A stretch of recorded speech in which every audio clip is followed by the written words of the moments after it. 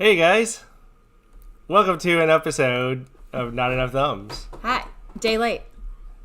Today, we are in our new studio. Yeah, at home. We shifted a few feet back, so here. So yeah. Okay, so we didn't make it on yesterday. We were exhausted after swim meets all day. Literally all day. All day. Roughly 8 hours, or almost 8 hours. Yeah. Yeah. It was long. But we're here today. So, you know. What are we going to bring them today? We have 4 movies. What? You know. Numero, Okay, so of course we're on our Christmas in July theme. We need sound effects. Hey, yeah, what's big up? golden age. Wait a minute. Oh yeah. What? I was logged in under golden age. No. Okay. So the first one is Christmas Angel from 2009. Yeah. This was another Hallmarky one. Acting was meh, not great. So, would you recommend? This one's taking a while. If you like Hallmark movies, I would recommend it. And some people do like that kind of production style. Yes. I mean, otherwise they wouldn't be able to keep making them, right? So Right. That makes sense. So if you are a Hallmark movie lover, Christmas Angel might be a good one-time watch for you. Was it a decent story? Yeah. the guy's acting was just so bad Oh, that for me it just was complete cheese. that I don't much? know. Yeah. What about the girl? Did she do any better? She was good. And okay, the storyline was good. So, she kind of had a rough-ish life. She lived in an apartment. One of her neighbors, his name was Nicholas. He liked to do things for other people. And so she started hanging around him more and started helping him do these things for people. And so he was kind of meeting their need, whatever they needed met. So as she gets involved with helping him out, she finds out his story, that he is rich, beyond rich. Money is not an issue for him for anything. He doesn't work because he doesn't need to. And he wants to give because he used to be so greedy that he lost everything that he cared about. His family, his everything. Greedy, like a Scrooge kind of greedy? It kind of sounded like that, yeah. So he kind of taught her the reasons behind helping people and how it helps you to feel better about stuff, and kind of gave her a purpose, I guess. Mm-hmm. Well, he ended up having cancer and dies and leaves all of his everything to her. Oh. So she gets all of his wealth to continue his mission. Okay, this was that older guy, right? Yeah. Whose name is Nicholas. And I thought that was kind of funny because he was doing because he wanted to do. He didn't want any kind of recognition. Right. And she started being interested in this newspaper guy. So he was the one that was the bad actor. Yes. He was a writer for the newspaper. Yes. And he wanted to get a good story. Well, then she kind of got him involved with helping out on some of her missions that she did for Nicholas. And he started to get it. He started to understand the selfless giving thing and no need for publicity and public show. Yeah, I remember that one of the things that she said about him, that about the older guy who was behind all of this, that she said about him that he was one of the most selfless people that she knew. Yeah, he was called the Secret Santa because nobody ever knew who he was. Did it ever explain where he got? He had the resources to be able to be so generous. It did. So he did have people that he worked with that helped him get what he needed to supply for other people. So there were a few people that knew his mission and knew what he did, but he knew that they would keep his secret. Okay, so that's kind of a nice co-op kind of deal to help everybody out. Yeah. So the storyline was good. Yeah. Just the boyfriend's acting was less than stellar. Not great. Yeah. I would probably give it a 7 out of 10. Okay, that's definitely in the recommend kind of rating. Yeah, I suppose so. Give it a one-time go. Well, there you have it. That was Christmas Angel from 2009. Rated PG. Okay. The next one is A Sudden Case of Christmas from 2024. Oh. Cut my face off. Sorry. So this was a Danny DeVito movie, which I had never seen him in a serious role? More serious, not dirty role. Yeah. You know what? There's only, I know there's I think he was in a show that I never watched. It's Always Sunny in Philadelphia. I think he was in that, but yeah, I never watched that. I know him from Batman, Twins. That's it. He's in a lot more. I know he's in a lot more stuff, but really, those are the two films that come to mind. He's in Matilda. He's the dad in Matilda. He is in Matilda. Oh, okay, like the original Matilda. Mm-hmm. Batman Returns. There me see what else is on here. That Simpsons. He must be one of the voices in The Simpsons. He's in Beetlejuice. Oh, the second one. Okay, yeah, that's right. Yeah, The Simpsons brings on. I think The Simpsons was known to bring on the most celebrities on screen. Mm-hmm. Yeah, so I'm not surprised that he's on there. He's also in Haunted Mansion, the Disney version. Oh, with Eddie Murphy. Mm-hmm. And Jumanji, The Next Level. Okay. He's in a lot of movies. Wow, he's in way more than I thought he was. Mm. Yep, but Twins and Batman are the ones that came to my mind. The Lorax also. Oh, he must have been. Yeah. Anyway. Lorax is a good movie. So this one was Danny DeVito's character lived in Italy? Italy, yes. So he has kind of this resort sort of place in Italy. His daughter, son-in-law, and granddaughter would come every Christmas to kind of visit and spend Christmas in the town. And in this movie, this time they came in the summertime because the daughter and her husband were planning to break up. They were planning to divorce, get separate. Oh, sad. Were there kids involved? The daughter. There was the daughter. So they went there so that Danny DeVito could tell his granddaughter instead of them tell her that that her parents were going to split up. What a sad situation. Well, what they found out was the daughter already knew because she was smart and she could sense that they were always fighting and that it wasn't. This is bugging me. How old was she? I think 12, somewhere around there, 11 or 12 years old. Oh, so yeah, kids are smarter than we give them credit for. Yeah. More aware. Yeah. So she already knew. So when he went to sit down with her and tell her, she already said, I already know my parents are not getting along and they're probably wanting to split up. And that's really sad. Yeah. So there was, a lot of story behind that. And she had a little boyfriend in the town. Well, she lived in America and he lived in Italy. So he was already seeing somebody else from when she was there at Christmas. So there was a little drama there with the boy. Was the boy her age, I guess? Yeah. Man, they're little ones. Too little to be talking about boyfriends.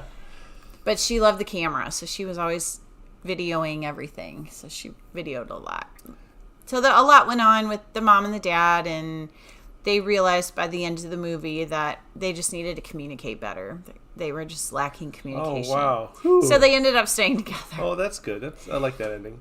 But the grandparents, on the other, not the grandpa that they went to stay with, but another set of grandparents. Yeah. Split up. Oh. So they ended up splitting up. Well, I guess there was a conflict going on in parallel with... the grandfather was in love with somebody else, and he always had been. And so he just kind of was with the grandmother. Sad. For logistics. Not because he actually loved her. That's sad. So she finally said, I need somebody that actually loves me. So go with the other girl, and I'm going to find love. So that was sad. Yeah. But the parents stayed together for the daughter. That is good, yeah. So it was a cute story. It sounds like it was better production value than the previous film. It was. Even though it's rated lower on IMDb. It's only a 5.5 on IMDb. The other one's a 6.6. 5.1. The other one's a 6.6. So, I don't know. I thought the acting was way better in this one, and the storyline flowed better. We don't always agree with IMDb. IMDb is very, very strict. It's a tough audience. Yes, it is. Yeah. I would probably give this one a 7 also, though, honestly. Yeah, okay. Better video quality, better storyline. Did you give the other one a 7.5? I gave it a 7. You gave it a 7. Okay. I could probably give this one a 7.5. Okay. A little bit better. Yeah, 7.5. So worth a watch. Danny DeVito is fun to see in this type of role because you usually see him in pretty dirty roles. Or some kind of with some comedy for sure. Yeah. So there's a little bit of comedy in this one too, but not as much. It's more of a serious role for him. Oh, okay. And then the other two are ones that we've talked about before, but our kids love them, so they come on the TV whenever we have this Christmas theme. So the first one is the Princess Switch from 2018. There are actually 3 of these: the Princess Switch Again, and Get rid of the Switch. I forget what the third one's called. The princess has no more Switch. But there are 3 of them. To me, the best one is the first one, Princess Switch. It is about a princess who is engaged to a prince of Genovia or somewhere. Some town. I don't know if town it's fictional or not. Non-existence. Yeah. And she realizes she has a doppelganger of sorts that is from America, who is a baker. Encounter each other just by chance. Yes. And you guessed it. They switch because they're identical. So they switched, and the baker became the princess became the baker. They fell in love with the other. So the baker fell in love with the prince. The princess fell in love with the baker's partner. And so originally the real princess and the prince were set to be wed, whereas kind of an arranged marriage sort of thing. Yeah. So they didn't really love each other, but it would have worked politically. Whereas the baker and the other friend were just friends. Just friends. Yeah. No interest in each other. Not even a thought of a relationship. No. I think he had interest in her, but she had no interest in him whatsoever. And so, did they want to switch because they wanted to get out of their... They just wanted to see what it was like. Oh, okay. In each other's shoes? Yeah. It's a story that's been, played before where... the one that comes to mind is actually a Barbie movie. I think the Princess and the Pop Star. Yeah. Where they wanted to switch roles. Places. Yeah. Yeah, where the royalty wants to become Simple. Not royalty. Or there was another film that's like that. It's not an original idea. It's been seen several times. Was this one Disney? But it was cute. Is it Disney? Okay, maybe not. Maybe I'm just associating. I think it's Netflix. Disney with Amanda Hug and Kiss. Hug and Kiss. What? It's Netflix. Yeah. Who's Amanda Hug and Kiss? You've never heard of Amanda Hug and Kiss? No, I have no idea what you're talking about. I'm Amanda Hug and Kiss. Y'all see what I got to deal with here? Amanda. Nobody knows what you're talking about. Okay. If you know what he's talking about, put it in the comments, because he thinks he's funny, and I have no clue what he's talking about. I know Amanda Hug and Kiss. Good for you. A man to hug and kiss. That's stupid. What? This is why I'm here. You would have the monkey head every day. Monkey. Oh, yeah. Forgot about. What was his name? I'm going to burn him. It was Banana. What was his name? He's not coming back, so it doesn't matter. Charles? Was it Charles? I forgot of our special guest. We have to bring him back. If you want to know what ridiculousness that is, go back to our previous videos. Yeah, it's in there somewhere. Anyway, Princess Switch. Always a good one. Love watching it every year. So obviously I got to give that one an 8 to an 8.5. I agree. This one, I'll say this one is tolerable for this type of movie. And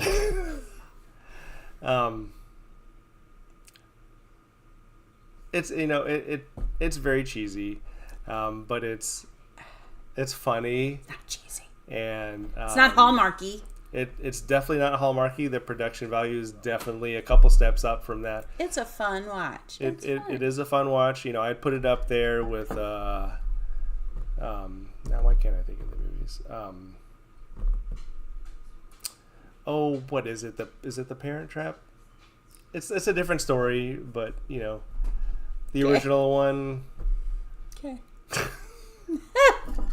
All right, that's a switcheroo one too. I'll give it a 7.5. Okay, so that is the Princess Switch from 2018. Next we have another oldie but goodie, The Nightmare Before Christmas from 1993. This is a Tim Burton film, so it's true to Tim Burton style. Kind of the creepy, Dark, but kind of a fun story. He only draws from a certain color palette. Yes. That's this movie. And this is the first Tim Burton movie that I can think of, but did he do Edward Scissorhands? That's a good question. I feel like that one might be a little bit older, maybe, but it definitely has a similar feel. I don't know if that's him or not, but I'm looking it up. as far as I can remember, this was one of the first Tim Burton films that I'd ever seen. Yes, he did. He did do Edward Scissorhands. That was 1990. Okay. That was. Oh wow! Looks like his first one. Okay. So this, it revolves around the character Jack Skellington, who stumbles into Christmas. I forget how he stumbles into Christmas. Oh, the original Beetlejuice was his first one, 1989. Oh yeah, the cartoon. The cartoon? Mm-hmm. Oh man. 82 was Luau. So they make them. 79 was Stalk of the Celery Monster. Sounds interesting. I've never even heard of that. So I guess he started in 1979. But he didn't do a lot until the 90s, 1990s. Beetlejuice. Prolific filmmaker for sure, with a certain aesthetic about his films. Yeah. Do you remember how Jack Skellington stumbled into Christmas and had this fascination with it? He wasn't happy with Halloween. He was bored with it, kind of depressed about every day being Halloween kind of thing, and once Halloween's over, you plan for the next Halloween right away, and he said there's got to be more to life than just Halloween. So it's the there's got to be more to life story. Yeah, so then I'm having trouble remembering how, but he stumbled into some kids or something. Mm-hmm. Planning Christmas or doing something with Christmas, a tree. And then he fell into the Christmas world and got stuck there. And it's not like he was actively trying to scare anybody. They kids kidnapped Santa because he wanted to learn from him and know what Christmas was all about. Yeah. And then he ended up sitting in for him and being Santa. And of course, all these characters look very Tim Burton-y. I don't know how else to describe the characters in this movie other than Tim Burton-y. Yeah. Yeah. I mean, it's just his style. If you don't know his style, watch a few of his movies. You'll pick it up quick. It kind of reminds me of, or the film Coraline kind of reminds me of Tim Burton, but I know that's that one's actually not. It's not a Tim Burton movie. It's not surprisingly, because it is very similar to his style. But unlike his style, it's a lot more colorful than a Tim Burton film. More color in that film, I think. Not a lot, but yeah, some, I suppose. Not really though. It's pretty dark. It's not dark fantasy is what it's categorized under too. So let me see who writes that one. There's a handful of songs throughout this movie. No names. People I've never heard. But it's good. But anyway. Catchy songs. Mm-hmm. This is Halloween. Everybody knows that one. Halloween. It's even been done by marching bands and drum and bugle corps. So. Yeah. It's fun. It's a fun little movie to watch. Favorite Zero among our kids? is probably my favorite character. Which one is Zero? The dog. Oh, with the red nose. The dog ghost with the red nose. Oh. I see. And then there's all kinds of characters in this one. There's the three brothers who are the ghouls. They were the ones that did all of Jack's dirty work. Oh, okay. So they actually captured Santa and all of that. And then you have Sally, Jack and Sally's love story. So Sally was a prisoner of the professor, and she just wanted to be free of being bound to him. He would tear her apart and throw her out the window if he'd get mad at her, and she'd have to sew herself back up. Oh, that's why she's a work of patchwork, huh? Yeah, and so she finally broke away from his control, poisoned him, broke away from his control, and went after Jack. And then, you kind of see the love story unfold between Jack and Sally. And then Jack eventually comes back around He to does. appreciating Halloween, right? And what it stands for, what it means to him, and how he kind of is in charge of that, and that's his job and that's his calling kind of thing. One of our kids was a Jack Skellington for perhaps a couple Yeah, Halloweens. he's always been a big fan of Jack Skellington over the years. Less now. He doesn't really care now, but Probably one of the coolest costumes because it was a paper mache head that he actually wore. that he and I made together. Yeah, and so the eye cutouts were in the black part, so they were very subtle, and all you saw were the regular Jack Skellington eyes, and wore it like a helmet over the suit. He had the black suit, the big white old bow shirt, tie. tie, everything. Yeah, it was pretty cool. Yeah, it was a lot of fun. And then I have a Sally costume. Yeah. So he dressed up like Jack and I dressed up like Sally. It was really fun. So we did that for a couple Halloweens in a row, I think. Yep. Till his head got too big. Yeah, it wouldn't fit in the thing. It wouldn't fit in the Jack head anymore. And then he was kind of outgrowing it at that point anyway. He moved on to the Scream mask. Oh, that's right. Yeah. He's always been kind of a the Scream guy. Halloween scary theme lover. Yeah. So, I don't know. It's fun. Yeah. It's a fun movie. Rate it. I would probably give it a 9 out of 10. Oh. I like it. I'll probably give it a 7.5. You suck at rating. Okay, that's his opinion. I respect it. It deserves higher. It's a 9. But you tell us in the comments what you think. If Let you've seen us any of know. these 4 movies, let us know what you would rate them. If you haven't seen them, give them a watch and then pop on and let us know what you rate them. That's all we have for you today. Tuesday's movie is going to be awesome, so pop on for that. We should be able to do it on Tuesday. Just not sure on the time, but it'll be Tuesday evening sometime. And then Friday fave. We'll work on that. Yeah, I have a couple ideas. So, Ooh. Yeah, We'll see. I'm totally excited to use this new studio space. it's super special. It's a second table in our dining room that he cleared off today Yeah. for this space. So, get used to the setting here at home. Like it or not, it's what it is. Anyway, thanks for popping on and giving us a watch. We will see you on Tuesday.